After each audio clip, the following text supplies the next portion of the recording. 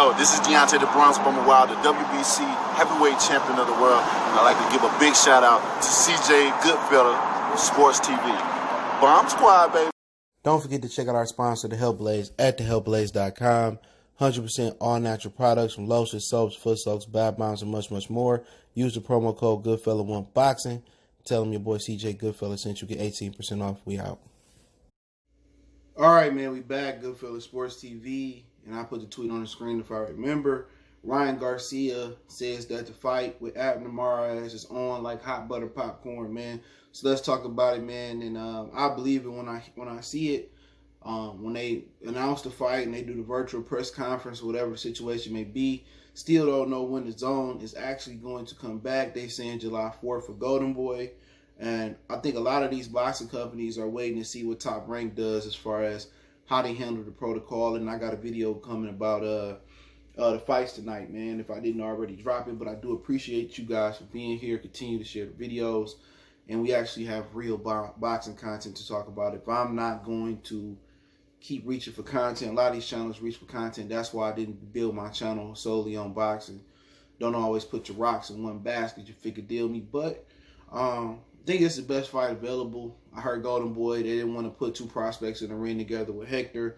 And Gesta would have been a good cancellation prize to Abner Mares. Gesta is a guy, I think he has southpaw of the Philippines. He was dubbed the next Manny Pacquiao. I think somebody whooped on him. Might have been Linares or somebody, but I wouldn't mind seeing him. But he kind of would have been there with Romero Dunno. You know, a lot of people think most of these Golden Boy fighters that's getting versus Ryan Garcia is taking dives, but you know, not sure what the weight gonna be. Like I said, man, a lot of people, even from behind the scenes, are referencing Ryan saying the fight's going to get done or the fight is going to happen. And maybe it was going to happen all the way, you know, all the whole time, or maybe it wasn't going to happen. You feel me? But with Abner, you know what I'm saying? You know, this is a dude who been out the ring for a long time. This is a dude who suffered eye injuries. But one thing about Abner that I know that I didn't really trust with Gusta was that I don't think he's going to go in there and take a dive. I think Abner Mares is going there and try to school Ryan Garcia. Does he have the tools to do so? Yes, he has Robert Garcia as his coach still. He still got a lot of experience. People say he's going to get done like Johnny Gonzalez did him and iced him. But also what you got to remember with the Johnny Gonzalez fight as well too is that Johnny Gonzalez was a guy that trained, I think they sparred together, and Nacho used to train Abner Mares, so they had to drop on him. And one of my homeboys who I ain't seen in a while on social media, he called that fight. He won a lot of money with Johnny icing him because Nacho knew all of Abner's strengths and weaknesses, and I think he got iced in like 2 or 3 rounds. And yeah, I remember that fight, man. And then Gary Russell get in there and handle his business. But you know, I didn't like Abner Mares at first because I first was introduced to him really when he fought Joseph Ibeco, and he hit Joseph Ibeco with like 50 low blows. You know what I'm saying? And I got respect for him because he rematched Joseph Ibeco. And I believe in the rematch, Roger Mayweather was in Joseph Ibeco's corner. If I'm not mistaken, you can correct me in the comment section if I'm wrong. But Roger was in this corner for the rematch, and RIP to Roger. And he gained my respect by shooting the fade back with him. You know what I'm saying? That's the first time I kind of really watched. I said, this dude did hit this guy with 50 low blows. I can't fuck with him. You know what I'm saying? And he really should have been disqualified. But you know what? You know, he gave him a rematch. Obviously, he ran from Rigondeaux. And also he ran from Gary Russell Jr. his entire career as far as moving up and all that type of stuff. But, you know, as far as this matchup go, you know, Ryan got a smaller opponent, but that's not necessarily, or shorter opponent, that's not necessarily a good thing. You know, if Ryan can't maintain distance and Abner kind of move his head a little bit, you know what I'm saying, and Abner able to get on the inside and work, you know what I'm saying, Abner knows some tricks to the trade to really fluster Ryan Garcia, you know what I'm saying, and it's hard to maintain that distance. I don't think Abner going to go in there and lay down and quit. Now, if Abner get in there and get hit with that garlic butter parm, pop, pop, pop, pop, and he go to sleep like Francisco Forsaca and Romero Dunno, you know, at some point you're going to have to give Ryan Garcia his credit because he out here icing dudes just by touching them. You know, and now this dude is in the Golden Boy affiliate. If anything, he's the Golden Boy enemy. Oscar De La Hoya had him removed from a Canelo weigh-in for basically saying he was homeless living in his car in the Golden Boy. And when he got to Al, that's when Al pretty much saved his life.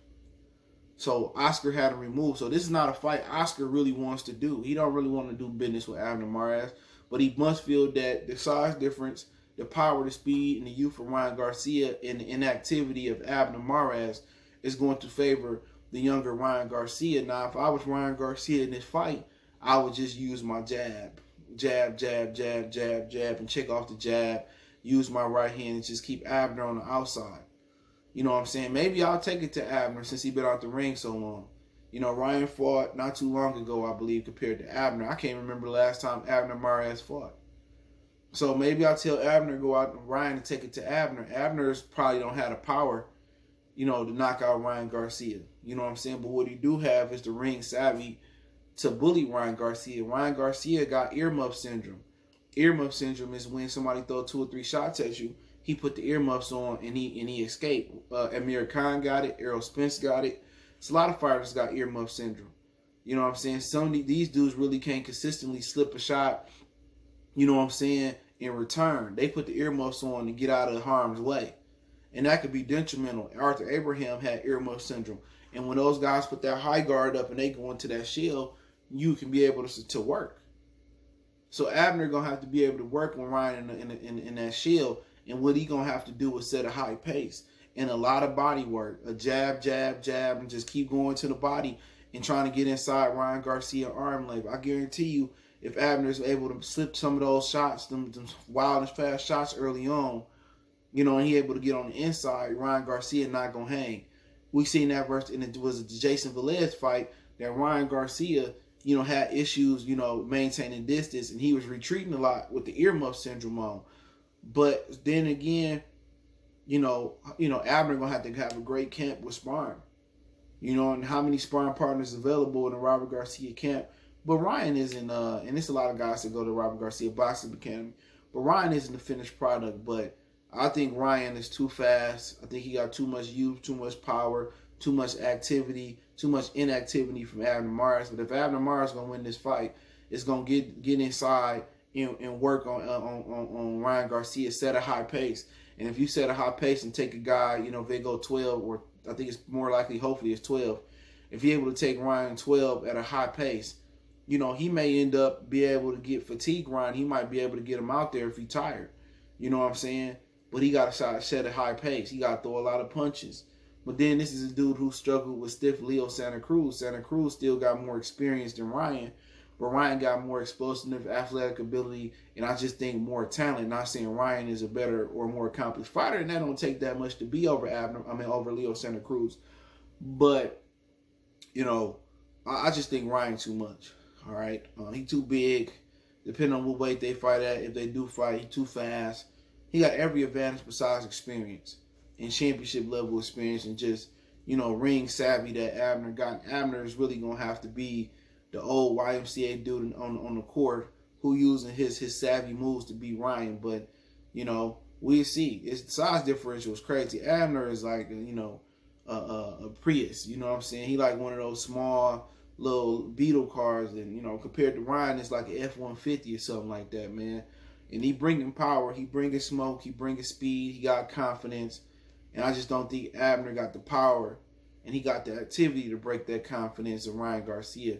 But people saying the fight is done because Ryan said it, I believe it. But Ryan has pretty much been openly truthful about his opponents, whether it be talking to Golden Boy Boxing on YouTube or in his tweet. So we'll see what happens, man. But, I expect Ryan to get another stoppage. And if he don't get a stoppage here, if he struggle with Abner Mares, that's just going to breathe validity into what a lot of people believe about him, is that he not one of the best prospects in boxing.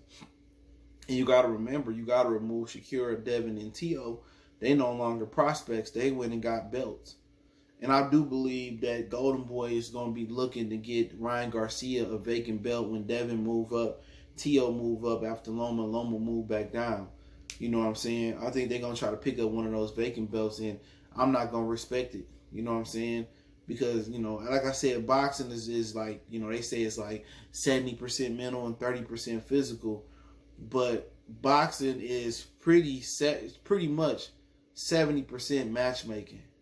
You know what I'm saying? And 30% talent. If they can make Arturo Gatti look good and make money off him, and they can make a lot of other fighters look good, they gonna make Ryan Garcia. But it's, you know, it's every dog has his day. You know what I'm saying? So he got to improve in the gym. He got to improve in the ring. And they got to start giving him some opponents that's going to challenge him. But hey, that is what it is. Let me know what you guys think. Don't forget me on Facebook, Instagram, Twitter. You can reach out if you got business, question, inquiry, sponsorship, video requests. Keep sharing the videos. Want to make a donation to the channel? Cash App, PayPal in the description. Best way to donate is share the video. But if you do need to get in touch with me, Twitter and Instagram are the two fastest ways. I'm most responsive on there. But if you only got Facebook, I'll get back at you as well too. But I do appreciate it. Let me know what you guys think about Ryan and fighting Abner Mares, probably July 4th or sometime in July. Who you got, how you got him winning, TKO, throwing the tile style, the distance, split decision, split draw. Let me know how you feel in the comment section. One time for the one time. It's your boy CJ Goodfellow, Goodfellow Sports TV. We gone.